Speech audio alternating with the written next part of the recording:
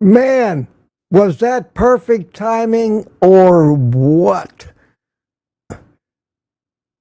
Within seconds, Kelsey, Nelson, Alia.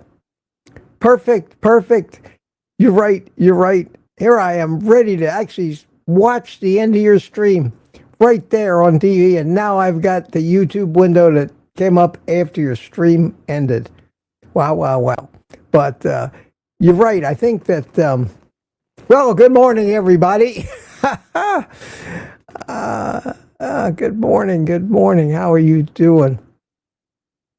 Yeah, we'll try to figure out a way to make this smoother, to make it much smoother, the transition over, maybe a way that a few seconds before you're ready to stop, I actually come into your stream. I can do all that here. We can do all that, and you hand it over to me, and then we can be like those newscasters.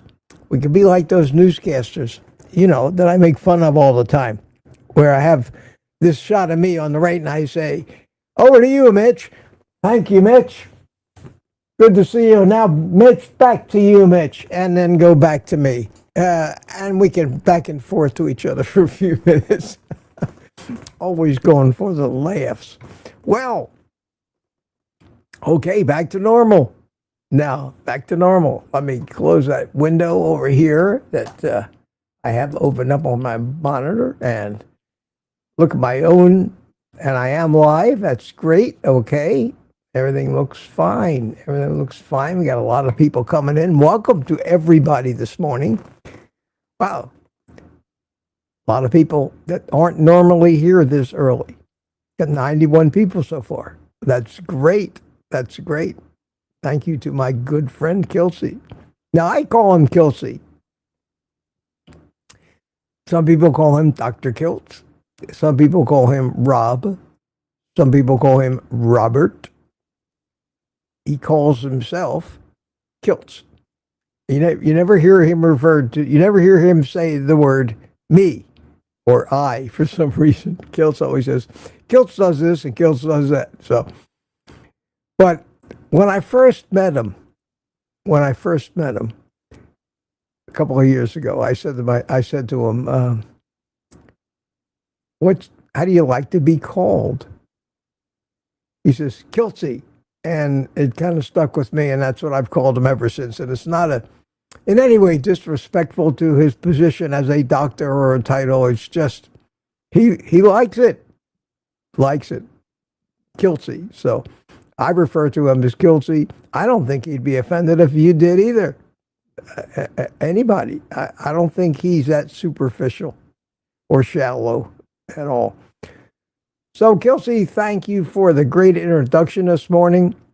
I think that, yes, always one of the big things that I've thought is essential for us to do is be in a community of like-minded people.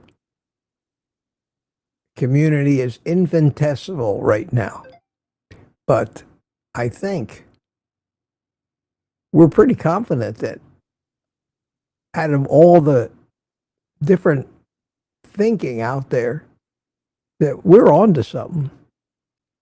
Now, this isn't any stupid fad. This is reality. So that wasn't too bad. We'll figure out a nice way to transition. That was kind of off the cup this morning. And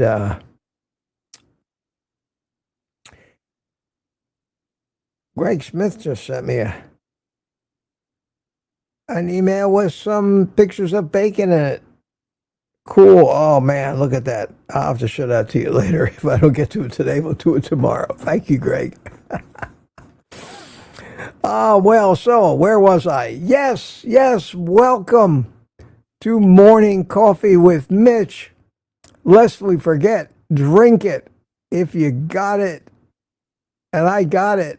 Dr. Nelson's in the house. Hiya, Nelson. How are you, my friend? Good to see you. Good to see you here. And And Peter says, question, Mitch, did you see I did a lot of shameless promotion? Yes, I saw that, Peter. I was rooting for you, man. I'm saying, that's Peter. Thank you, thank you. At any rate, not to get too mushy or overdo it, but in honor of my good friend Kiltsy this morning, and our first day of Follow the Leader,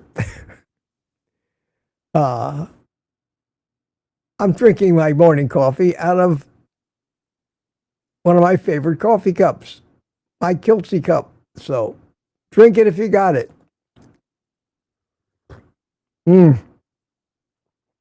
Now, the whole time, I came into my office, I got up at 5, so I had plenty of time, made the coffee, made the electrolyte mix, which I always make first thing in the morning, 40 ounces in this thermos, and I hydrate right off the bat. I drink probably 8 ounces of it before I have my coffee. Then I have my coffee with the stinky leucine in it. So the whole time I'm watching Kiltsy on the monitor over there, on this monitor right here is where I was watching Kiltsy in that window. And I'm sitting here and drinking my stinky leucine coffee and just relaxing. And it was great getting myself all set up to do my thing. Not concerned, but curious as to how the little transition would go over. And it was great. And my God, I couldn't believe it. I emailed Alia a link to this video just in case we hadn't talked about it. I was just going to come on and sit and watch until he got done. But man, this was network TV level timing right to the second. Wow. So we'll refine it more over the next few days, but I think this is going to work out perfect for me. Hopefully it works out for most of you. I know it's inconvenient for some of you and some of my really long time regulars out on the West Coast who the timing isn't quite right, but it'll all settle out. And like I said, I will pop up on an afternoon live stream from time to time, an informal thing, so we can all get together. Got to get the band together now and then. Okay. This was a little different bit of a start this morning. We're going to try to keep these things to an hour. Today is what? Wednesday, 27th of August already. Wow. And my phone keeps going off. So what's new? So my plans for this morning are to finish the live stream and go out and go for a walk around the neighborhood, which is the one thing I haven't been able to do. And I'm going to, if it isn't raining out there, and I don't think it is now, I'm going to try to do that. So let's see who's here. I don't want to waste too much time saying hello to everybody, but let me see who checked in real quick. And if you have questions or topics that you want to bring up today, put them in the chat with a QQQ. And we'll do what we normally do. And just, I don't have any particular agenda for today. So we'll do what we normally do. And for each one of these live streams in the morning, I'm going to try to come up with some, I haven't been doing this, but I think we should, some topic of the day, something that you think might be a good topic, the answer to a particular problem you're having. For example, my weight loss has stalled. I'm not clear about whether I can eat this, that, or the other thing. And kind of focus the conversation on that. I think it might be a good idea. I just keep throwing things out there. We'll see what works.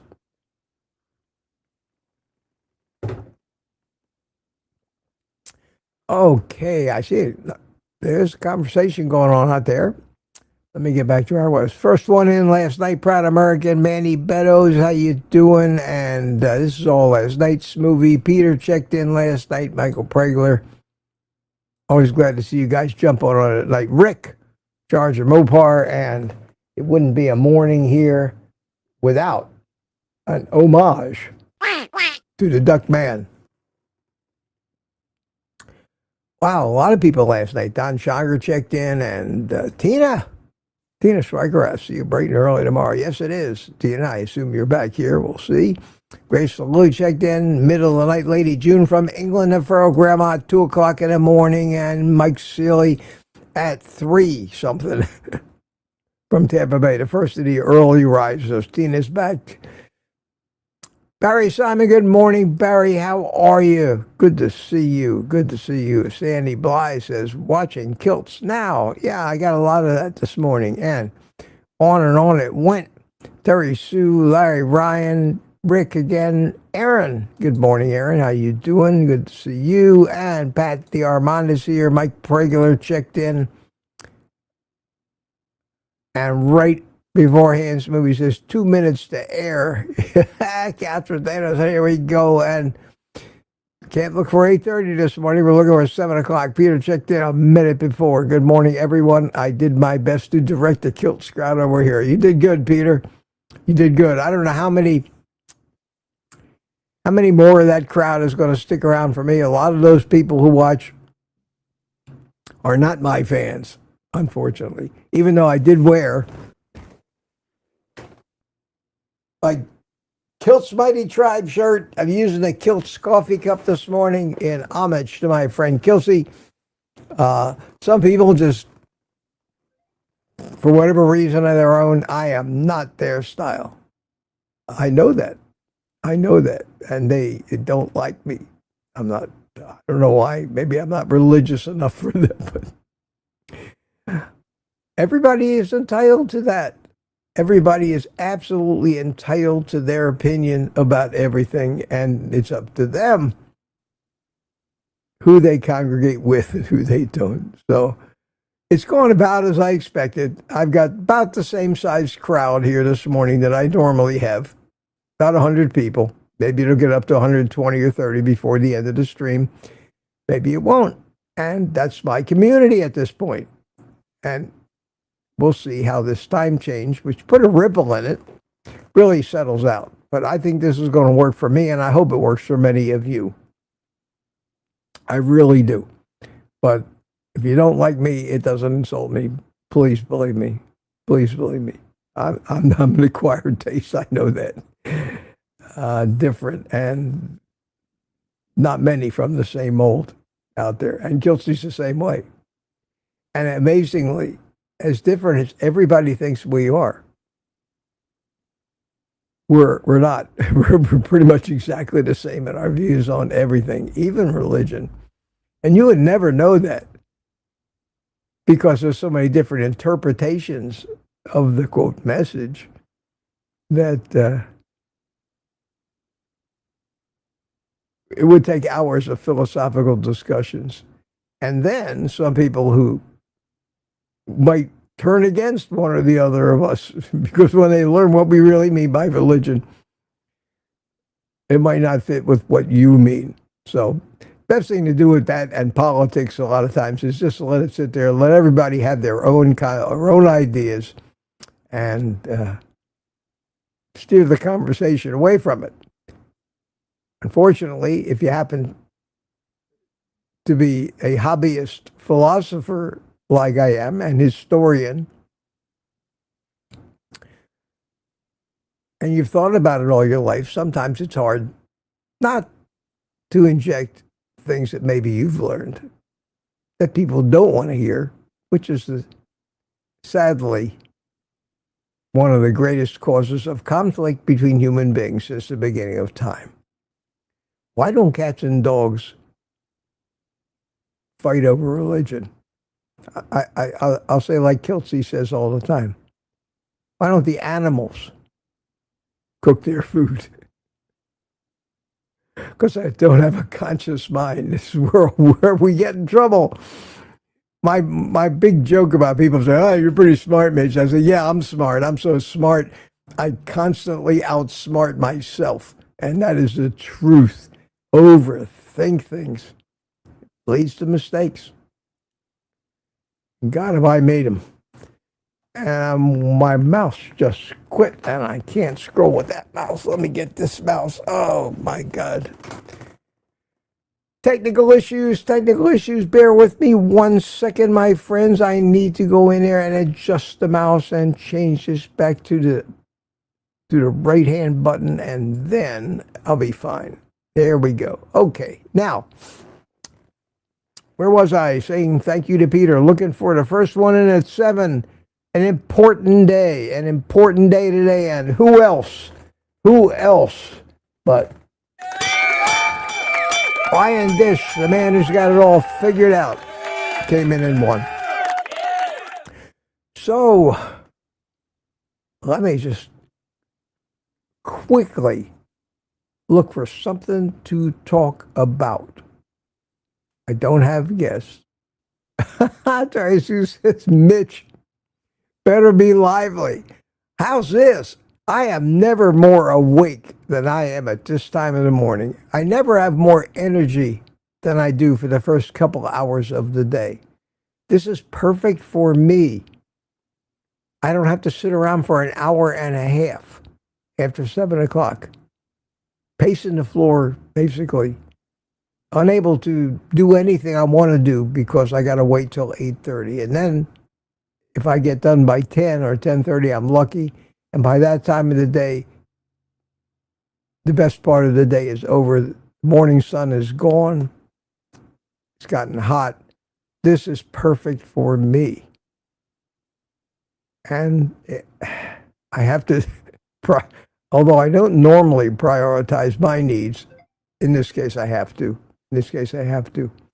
So let's see who else is here. DJ Magic Man, morning from the DC metro area. How are you this morning? Larry Ryan, Brenda McIntyre is here. Mudbone, hi Mudbone, how are you? Linda McDaniels, Nathan Tate. Rick, good morning from Quacktown. Loretta Nadal, Sue Middleton. This is like 7:01. Dixie Scott, Peter. Gary, good morning, Gary. No Slow, Maureen Outsali. Nava, Nava. Somebody I don't recognize. Good morning to you. Larry Ryan says, Kelsey usually runs a little long, but he did this morning. I was kind of hoping he'd be on at least long enough for me to let you all see him pop up on my screen, but like 4 seconds from the end of the countdown, boom, he ended the video.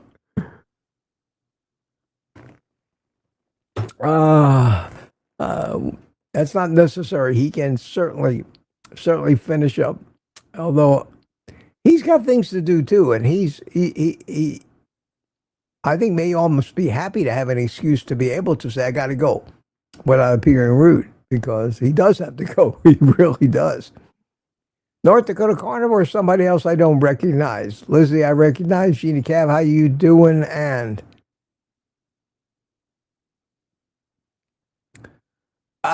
Peter, the new job is interfering with your life too. That's a shame how that happens. Can't walk today, and he's got a big blister at the bottom of his foot. Well, maybe you should take a day off. Lori's here. Lori, good morning. What are you doing up? Oh, it's good to see you here. Kimberly's here. VHS, happy birthday, Michael Pregler. Happy birthday. And somebody else in Kelsey's chat said it. Today's their 69th birthday. Was that you, Michael, or was that somebody else? I think it was maybe somebody else. Chuck Sneewa, good morning. How are you doing? Aaron is here, and put the questions or topics.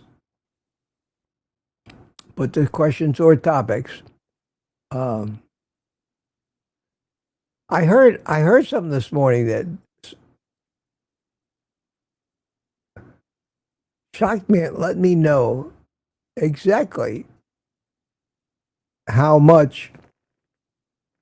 Hey, I don't care. I really don't care. Or something this morning.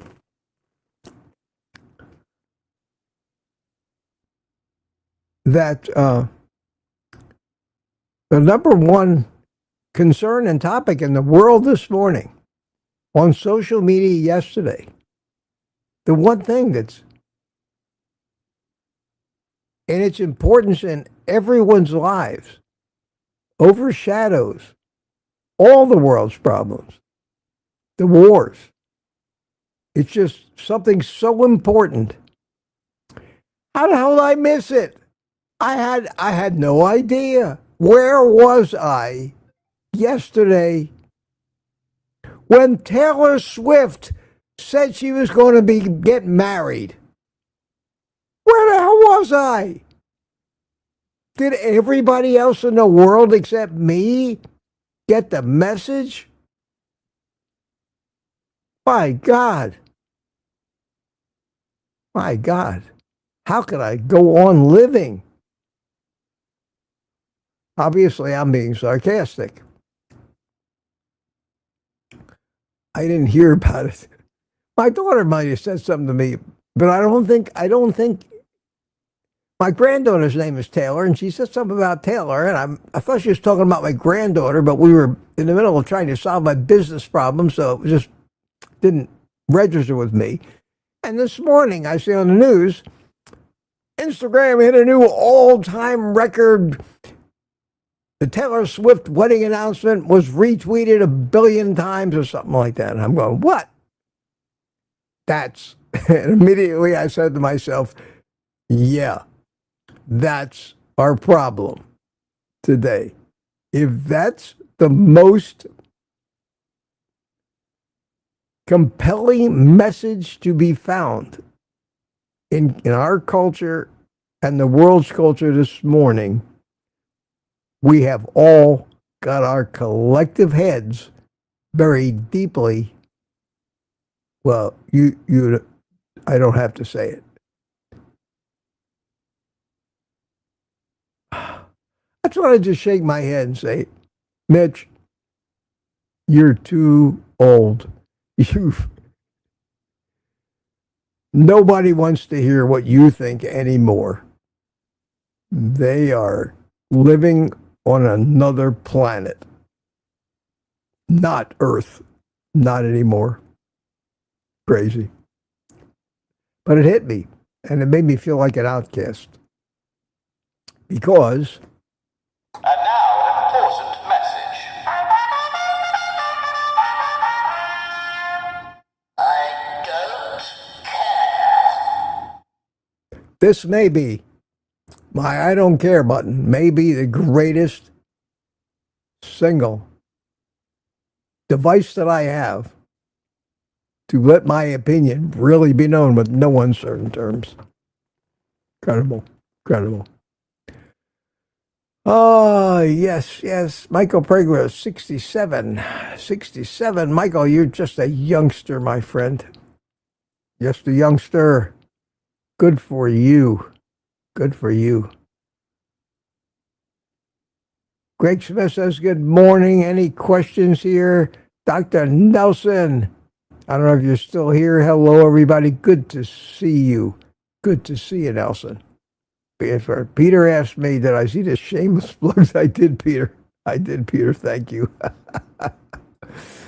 And everybody's saying hi to Nelson. And I'm behind already 20 minutes. Not too bad. Not too bad. Michael Prager says, hit the thumbs up for Mitch. Yes, why not? Why not? Karen Mills from Illinois. Welcome, Karen. How you doing? And Randy K. How you doing, Randy? My friend. How are you? How are you? Good to see you. Well, Peter, your kill scope is so tiny. Maybe they have a name for that, a syndrome. But I have a small one. And then I said to him, Kiltsy, I love your cup, but it's too small. He says, wait. I'll get a bigger one. I'll make a bigger one. And sure enough, might have been a month after that, I get a package in the mail, and it's a surprise.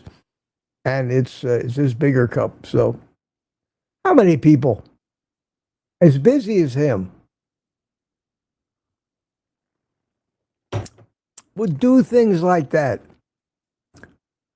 That's the measure of a true great human being. It's not the big things.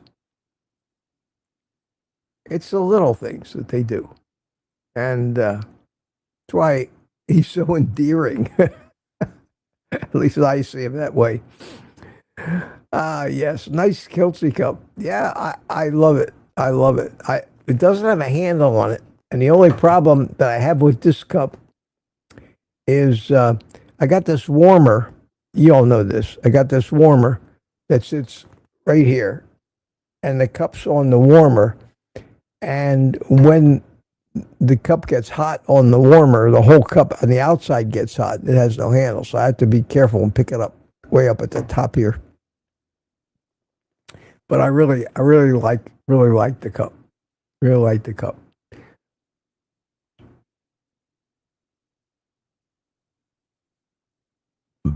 Stephanie Boyd says that Kilt's cup looks like a nice stoneware cup. Yeah, Kilt's, I don't know if you knew this or not, but that's his hobby. He has a ceramic studio, and that's where he goes to basically get away from it all.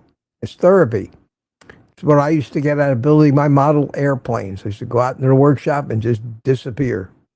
Leave my mind at the door and concentrate only on what I was doing. It is meditation. And he goes in there and he makes these cups, and it is a handmade stoneware cup. And on the bottom, I don't want to spill it, but on the bottom, they're all hand signed.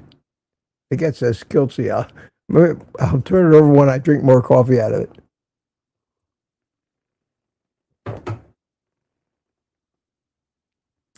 But no. How special is it to get a present from somebody that they made themselves? Didn't just buy.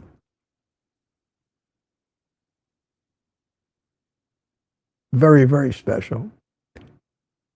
Who is this here? This is H. French. Sorry, but I got to skedaddle. Yeah, unfortunately. I wish I was young enough to have to go to work this morning, but I'm not. I work here at the house, but I don't have to schedule. I don't have to adhere to anymore or anybody to answer to, really, except everybody. Pat Buchan says, good morning. I'm looking for questions. I really didn't plan much for this morning because this is my first 7 o'clock. I'm going to play by ear and see what happens and try to get out of here on time. So far, so good. Got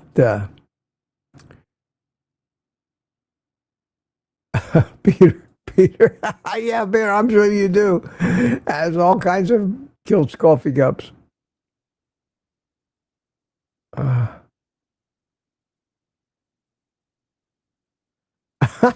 Gary, no, so if this works out, maybe I will try working from bed too. Yeah, good luck. Take care. Chris loves this time slot. That's super. Michael Prager, the only reason I have is I don't have enough zeros in my to work. Yeah, you and me both. I'm 78 years old, and I still have to work. If it's good enough for me, it should be good enough for everybody.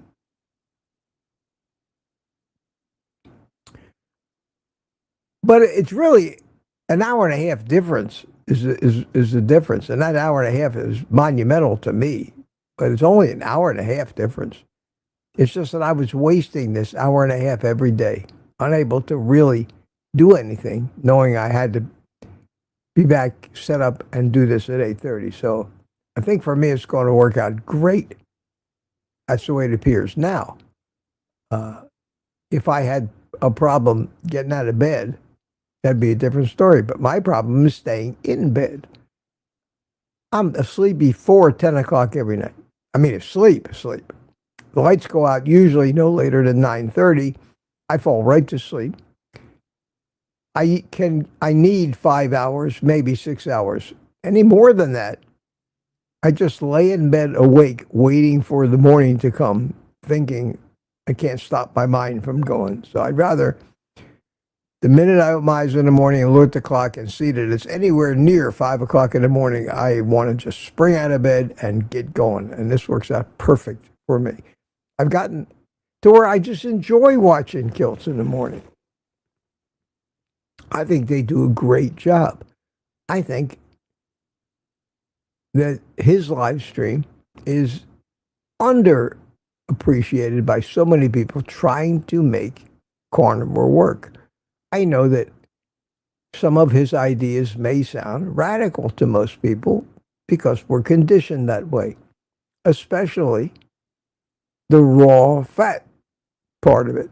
But if you think logically and realistically, and you accept the fact that the animals are our ancestors and we inherited so much of our physiology, if not all of it, from them, when he says something like, what animal cooks their meat, you got to stop and say, wow. Not just, okay, but wow. That's what we call insight, and really says so much. And that's the way his mind works, and mine does too. He also says, like I say, I could be wrong. I'm not saying these things I say as though they're proven by 1,000 legitimate lab tests. I'm saying, with all the evidence we have, this is the way it might work. Unfortunately, I like longevity. It's like the discussion. Barry Simon, thank you, Barry. Little super chat. You will end up with more live viewers in this time slot. I hope so. I hope I'll catch maybe some more of the before work crowd, maybe some younger people. But thank you, and we'll see. We'll see. Laurie Weitzel says, say, Mitch, if I'm asleep by 10 a.m., awake by 4. Well, that's great, Laurie, because I even if you can't get in here until the last 20 minutes, it's just to know you're there. Anybody on YouTube, let me tell you about Laurie. Very few of us are lucky enough to have any supporter like Laurie Weitzel. That's all I can say. Please believe me. And B, Mitch, I've been remiss in keeping in the game with you as I usually get my sleep done. Yeah, I know what you mean, B. I know what you mean. It takes time.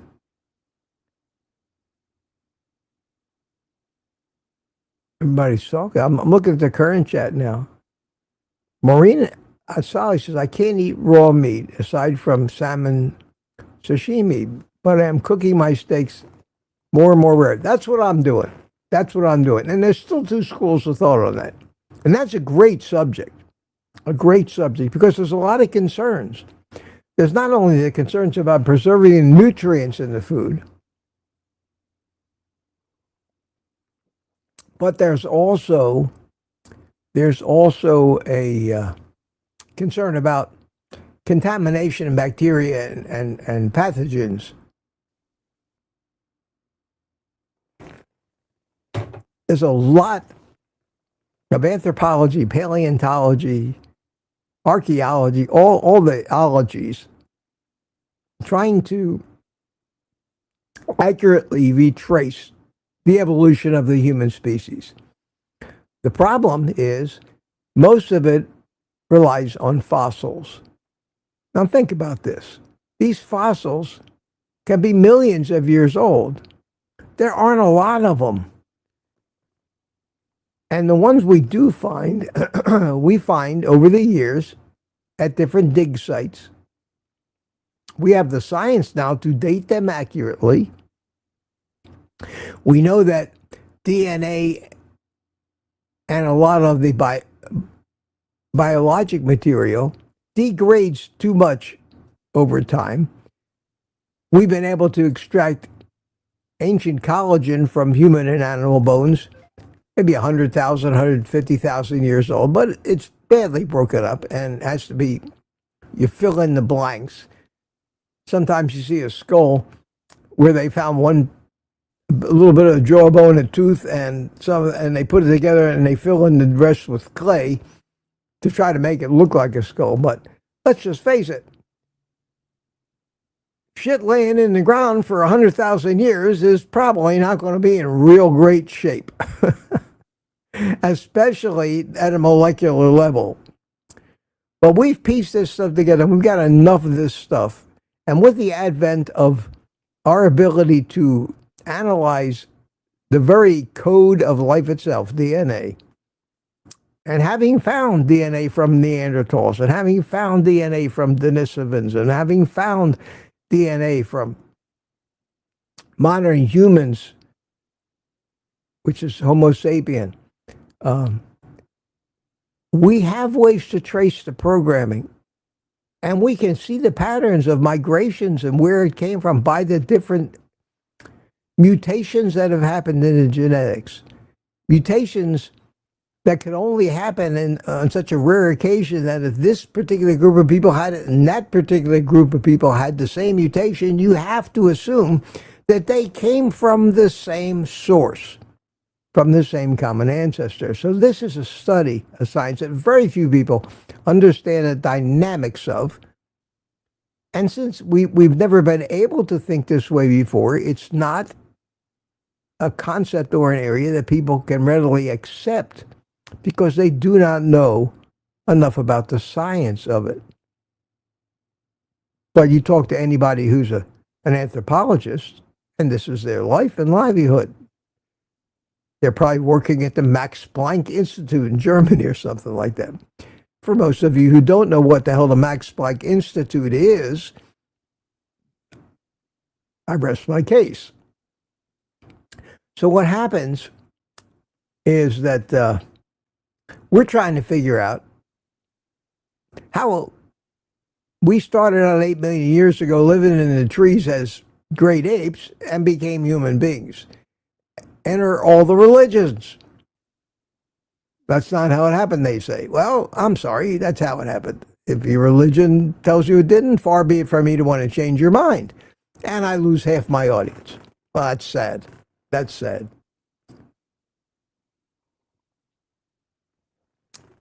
But I can't talk about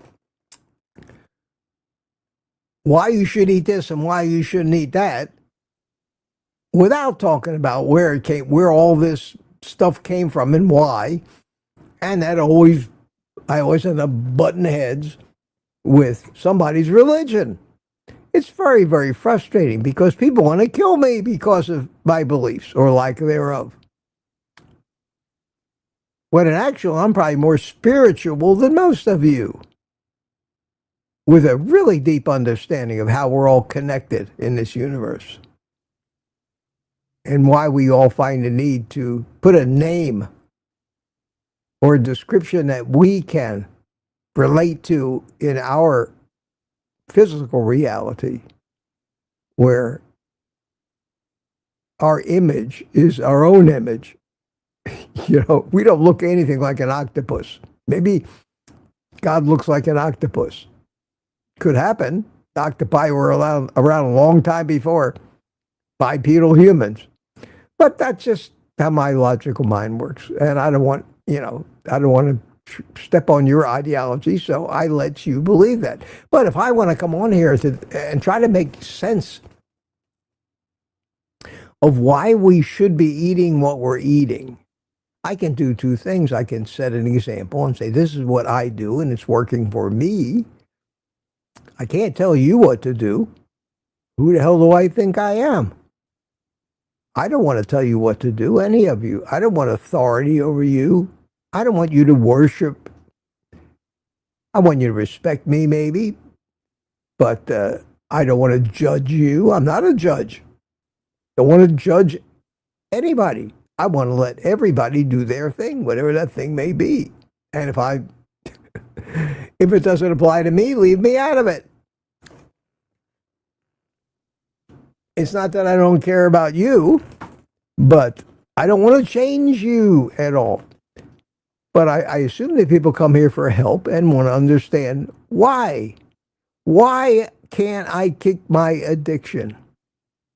Where did that come from? There is science behind that. I have theories behind that. They've worked for me. I've kicked my addiction. I just kicked it again after the medical community re-addicted me to sugar. Not everybody is as addicted as I am. Some people are addicted to substances and can't kick that addiction that I could care less about. Why is that? Why don't I care whether there's another drop of alcohol on this planet? I don't care. If I saw a headline tomorrow that said, all alcohol, all makers of liquor and whiskey and beer and wine are now illegal and we're shutting them down like they tried to do 100 years ago during...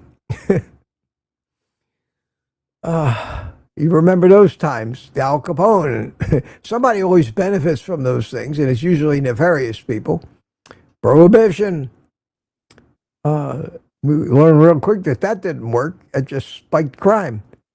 Same thing with the cocaine and heroin. I could care less whether there's a 1 grain of powder of cocaine or heroin left on this planet. I don't use it. I don't miss it. But sugar, whoa, don't take my Twinkies away. That's where my mind's at. So we all have our, and the old expression that people used to say, name your poison. You ever stop to think about how deep and thoughtful that expression is? Name your poison. It kind of admits that anything you might be addicted to, even coffee, has to be viewed as a poison.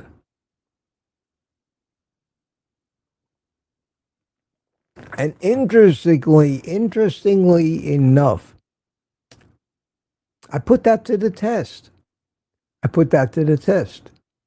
And I am addicted. Is it an addiction or a habit? I'm not giving up my cigars. I get pleasure from them.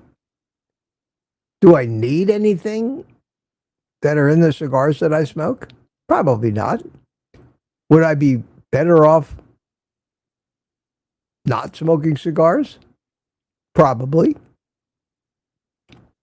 Do I think that with the way I smoke cigars, they're really that bad for me? No. In fact, on balance, I think they benefit me. But I'm a realist. I know that there are people out there that can rattle off a list of what they call carcinogens that might be contained in the smoke. And then I could rattle off a list of the same or more carcinogens that come out the exhaust pipe of a car. So if you want me to quit smoking cigars, quit driving a car and polluting my air. There's no absolute, nothing's that simple. But I accept that risk. We all accept the risk. We open the front door and walk out of the house every morning. Who knows what's going to happen to us? Who knows if some buses are going to come out from left field and run us over? You take risks. I try to minimize them and do what I can that's beneficial for me. But neither you nor I need to be judged by somebody else who thinks they're holier than thou. Nothing pisses me off more in this world than holier than thou people. Well, that's not the way I do it. I care more about myself than you. You know, the type of judgmental, arrogant. I'll sip coffee instead of utter the appropriate words that I'm thinking right now. Brenda McIntyre says, with 5 Qs, what's a good brand of magnesium? Well, Magnesium is, you mean a magnesium supplement. You know what I do? I mix my own supplement mix. I've got a video about it. I use those bulk supplement brand supplements that I get on Amazon. They come in big bags. They're legitimate. They're real. There's different types of magnesium. That's more important than the brand, although you need to get a good brand. But there are 3, 4, maybe 5 different supplements that all have magnesium in them. They're different compounds. Magnesium citrate, for example, will give you magnesium. Magnesium glycinate, magnesium oxide. There's a lot of them. The only ones that I use are the citrate and the glycinate. The citrate has a laxative effect. And we all know that under the name of things like milk of magnesia, magnesium, citrate of magnesia. You could go, used to be able to go to the drugstore and buy a little bottle of citrate of magnesia, it was like a bottle of seltzer water. You drink that thing down, and that was a cleanse. That was like a surgical procedure clean out. One of those colonoscopy cleanses. That's what you're taking, is huge doses of that magnesium citrate. But I always like the slight laxative effect of that. The magnesium glycinate different. So you have to research what the effect of not only the magnesium but the compound that it comes in is going to have on you, and which effect would you rather have in your effort to get magnesium into you. But I don't know if it's a foolproof way, because we've been fooled before. But one of the things is, go on Amazon if you just want, let's say you wanted to buy a magnesium citrate capsule. Decide if you want a gel cap that's made out of plants or not. You know, just make sure you look at the ingredients where it's pure, whatever you're buying. Magnesium citrate, it doesn't have a soy filler and all kinds of other crap in it. And look at the brands where the thing says 1 million sold last month, 2 million sold. Don't forget the reviews. The reviews on Amazon are pretty much all propaganda and phony, and paid for by somebody or other. There are people who make their living doing professional reviews for Amazon as a sales pitch, and they get paid when you buy something after watching their review. So you can't trust that either. You can't trust anything out there to be what it's presented to be, except me. What you see is what you get. Okay.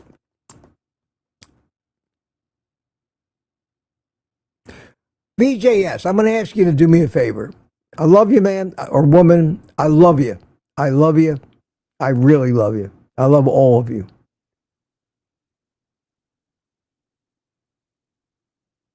Even religious people detest holier than thou people. In fact, that is the greatest sin. If you are judging, you are sinning. God is the only judge. I agree with everything that you had to say until you got to that last sentence. I'm sorry, my friend. Nobody judges me. I judge myself. That's it. That's the only judgment that means anything. Introspection. Am I doing the right thing in this world? Am I hurting people or helping people? And that's where Kiltsy and I align 1,000%. The word God is the most misused word in every language. God, and this is what I think, is not an individual entity that thinks and knows everything and judges anybody. God is us. God is what we are. God is the universal connection between every molecule and atom of every living thing in the universe.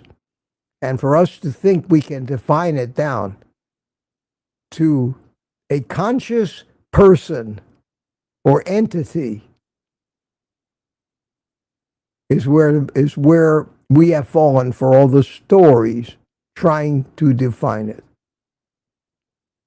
That makes me an agnostic, but not an atheist. And that's where I lose most people. So please, this is not a church here, anybody's particular church. This is not a Catholic church. It's not a Jewish synagogue. It's not a mosque. It's not a Buddhist temple. Because every one of those people have their story and their description and concept of this God figure. None of them are the same. There are, at last count, over 20,000 of them defined. It's arrogant of anybody to say, my description is right and yours is wrong, and then say, therefore, you are a sinner. We screw up our children the minute they leave the womb with that dogma. And it should stop, but we're so deep into it, and everybody's a member of a different club. Everybody's convinced that their club is the only club. And that's when if you don't believe my club, we need to kill you. And that's our world today. As somebody who thinks, but yet never says arrogantly that I understand that to be an absolute truth, it makes the skin crawl on the back of my neck when I hear people telling me what God approves of, what God thinks, and what God demands that I do, and that we should worship him, her, it, pick your pronoun. That's the source of all of our problems. And those problems are only a few thousand years ago. Problems that no animals on this planet have to deal with. That's a human invention, I'm sorry, but it's an invention that we made trying to explain the things that are unknown. And that's where I look for God. Not in the church, mosque, or synagogue.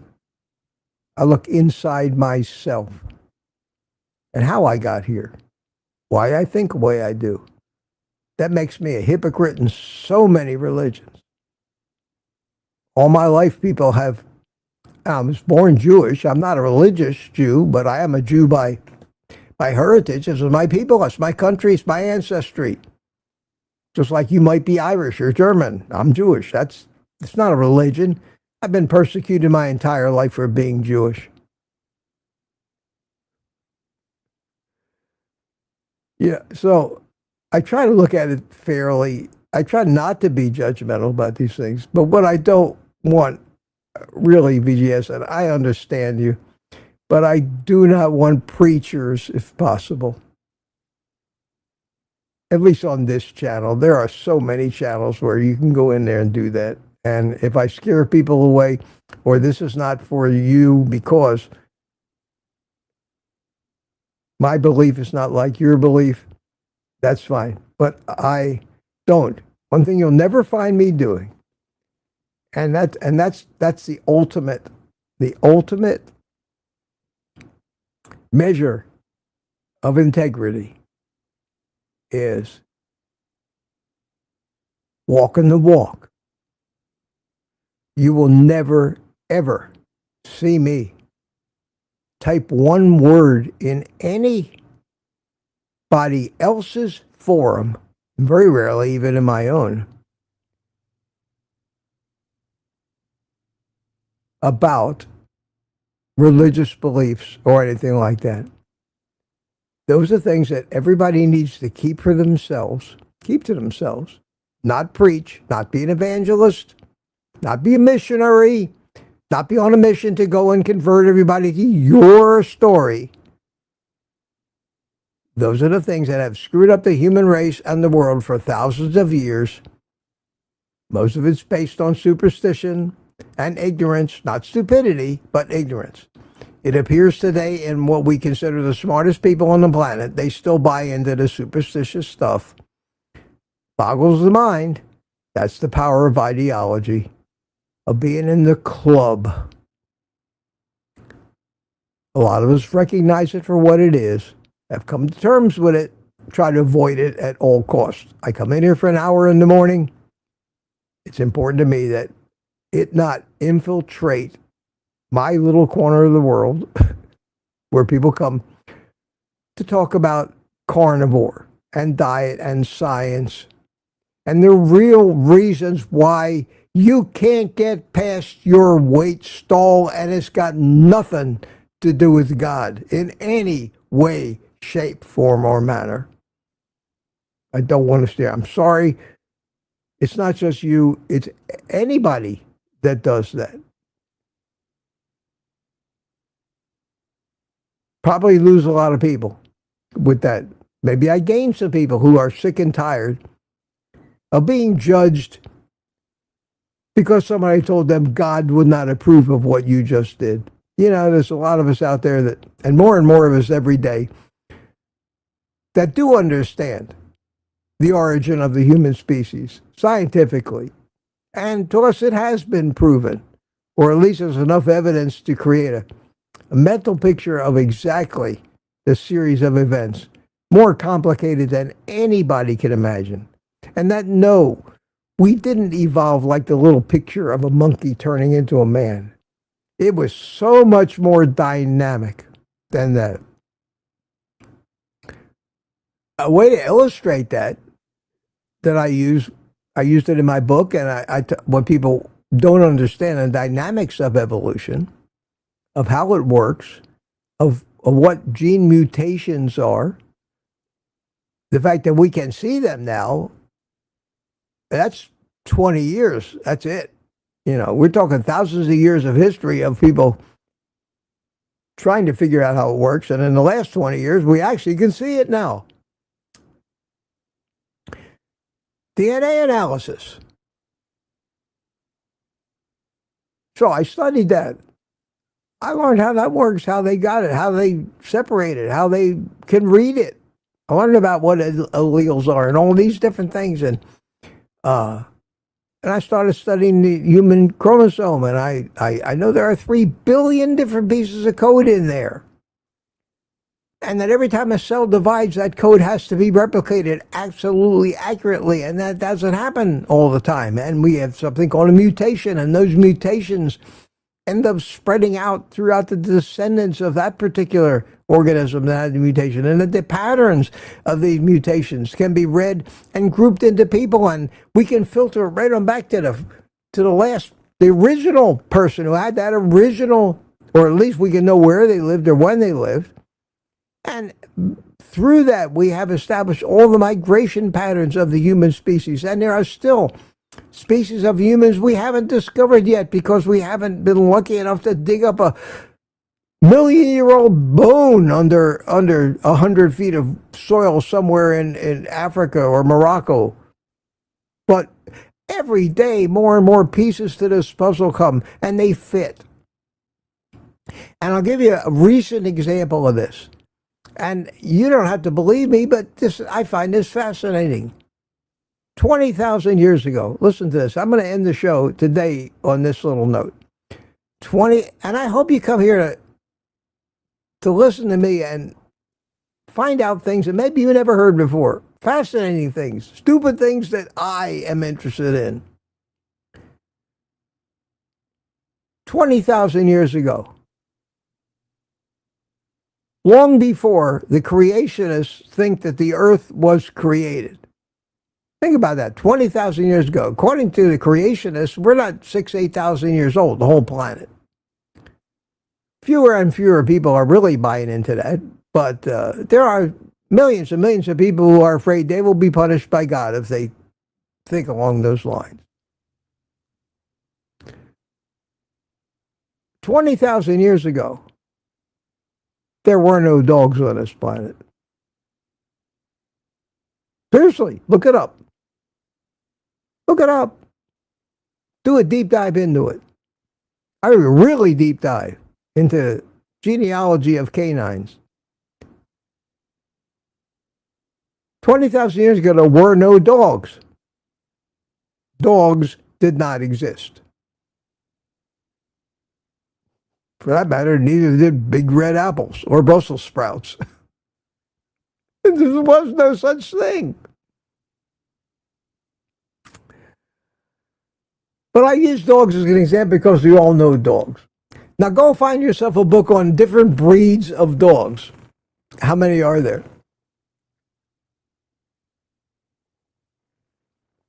And look at the diversity. You got a little yippy dog this big. You got a bull mastiff that weighs 3 times what you do. They're all dogs, and they're all related.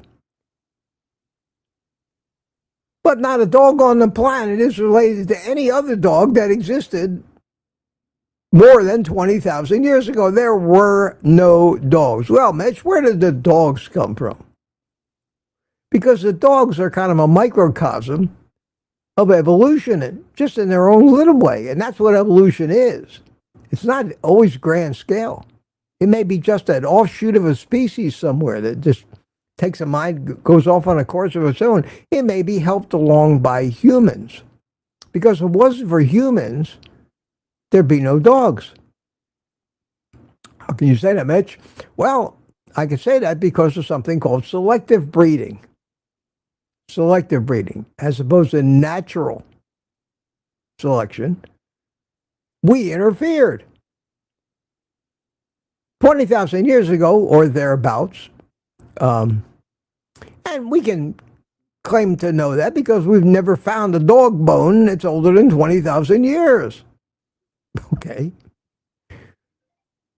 You find me a dog bone that's 100,000 years ago, I'll change my tune. And that happens in anthropology. We have to make assumptions until we find more information, and then we adjust. So the story of human evolution gets adjusted all the time because we keep digging up more stuff, and things change.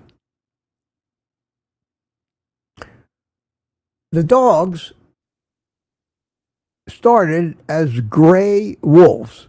Most people have accepted that fact. 20,000 years ago, when a litter of wolves came out, some of them were tamer than others. And humans started to breed the tame ones because they liked them. They made good pets. And the more they tamed the more they bred the tame wolves with the tame wolves, you got tamer wolves. And then they noticed that maybe some of the wolves were different colors. Some of them were maybe white. Some of them were black. Well, we like the black ones better. Let's just breed the black ones with the black ones. And then we'll get a purebred black, and one thing led to another. Next thing you know, we have dogs. And we've been selectively breeding them ever since. Breeding the little ones with smaller ones to make them smaller, breeding the bigger ones with bigger ones to make them bigger, breeding the mean ones with the meaner ones to make them guard dogs, breeding the cute ones with the cuter ones to make them puppy dogs, and we humans created all the canines. We humans, in that instance, played God. We manipulated. We selectively bred. We've done the same thing with our food today. We have created living things just by manipulating natural reproduction, by choosing the players, let's say. So in 20,000 years, the incredible diversity of the entire canine population of the world came from one gray wolf somewhere 20,000 years ago. That was yesterday in geologic time. Can you imagine the story of what happened over 2 to 3 million years of hominid evolution and the interactions of all of these early players in the game with each other and the diversity that came from that. Then you have to filter in choke points that happened all along, mass extinctions. The fact that there have been times where less than 1 million years ago, there were less than 1,000 human beings on the planet. That's proven now. We've skirted with going extinct so many times. You have to wonder how come any of us are here now. The story of all that and the evidence that tells that story is the single most fascinating thing anybody can ever learn. And that's reality. That's where I live. I keep butting heads with people who don't live there. Doesn't mean I'm wrong or you're wrong. It means that I've done the work and I find this story fascinating. And I love to share it with you. Not out of trying to correct you, but out of the sheer wonder that I feel about pretty well being convinced that I know the general path that the first living eukaryote cell 550 million years ago took until I ended up being a descendant of it. And in that respect, we're all brothers and sisters. You're related to every blade of grass in your front yard too, at some point back in time. If more people thought along those lines, more people would love everybody because they realize that we all come from the same place. We just came by different paths. So I'll leave it at that today. And you can call me a heretic, or you can tell me I'm going to burn in hell because of my blasphemy and all that. And I'll thank you very much. We're all on our own paths of discovery. I got a little philosophical today. I imagine that I bored so many people. I'm sorry. I'm sorry about that.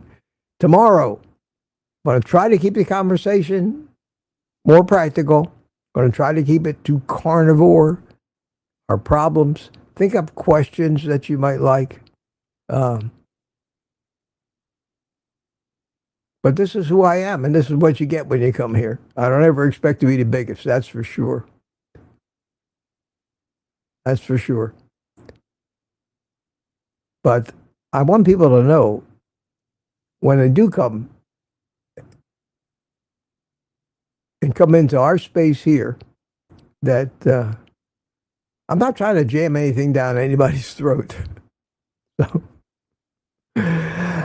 listen, my friends, here's a little happy music. I'm sorry I didn't get to all your questions in the chat today. It's been a little trial day. Let's see. See what's going by here. Peter says good riddance. Good riddance to Peter. Me? Michael Pregler.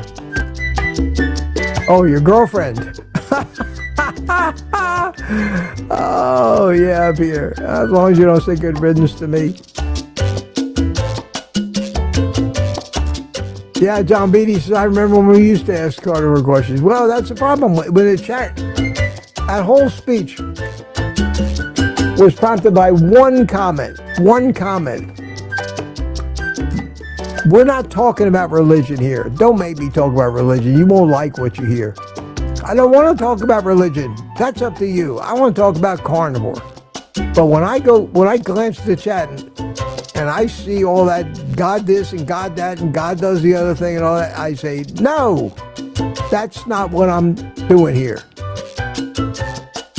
And I go off on it and try to inject some reality, and that's what I did today.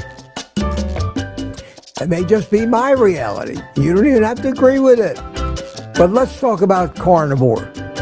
Because if I wanted to debate religion all day, you have no idea what kind of channel I have.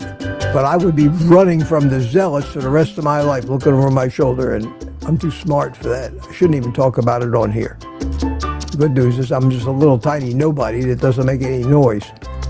So nobody's going to get that upset about me. Yes. Yeah. Well, listen, my friends, in an effort to keep it short, I did it. Got it to an hour and 10 minutes, and lost most of you. 107 people left. Thanks for hanging in there with me. I know somebody's got to believe me, got to agree with me somewhere about all this stuff. I can't be the only guy on the planet that sees reality for what it is. Absolutely no bullshit is allowed in to my philosophy. It has to be provable. And even then, I don't care whether you believe it or not. 2 more hours until the butcher opens. Oh, Lori, yeah. Hey, Mitch, you brought it up again, Carnivore from here on out. Yeah, VJS, no, you brought it up, my friend. You brought it up. You introduced it. You said it, and I reacted to it. Period. Do not come in here, tell me what God said, and expect me not to react to it. Okay? Thank you very much. See you all tomorrow.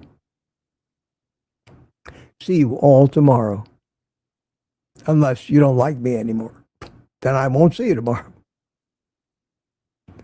Take the rest of the day off, my friends, and eat meat.